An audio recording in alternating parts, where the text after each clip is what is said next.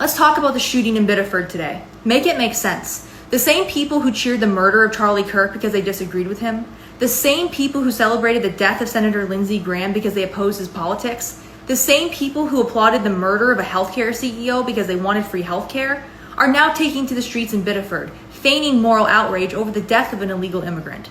And let me be clear, I believe every human life is precious. Someone died, and that is tragic. But the people protesting ICE don't actually know what happened, and many of them don't even seem to care. They've already reached their conclusion because the facts were never the point. This is the same crowd that fills my comment sections with death threats and sends me private messages saying someone should put a bullet in the back of my head. So spare me the selective moral outrage. Let the investigation take place. If this illegal immigrant weaponized his vehicle against law enforcement, officers had the right to defend themselves. If deadly force was used unnecessarily, then there should absolutely be consequences. Why is that such a difficult position for people to hold?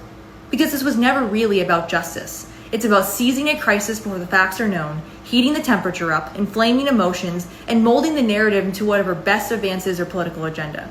Why wait for the truth when outrage is a far more effective organizing tool? So you do you.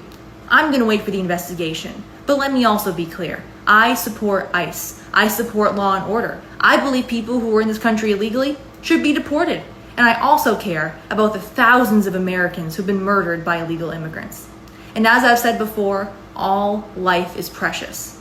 And for the record, if you honestly believe Republicans or conservatives want to see innocent people dying in the streets, you're a moron, plain and simple.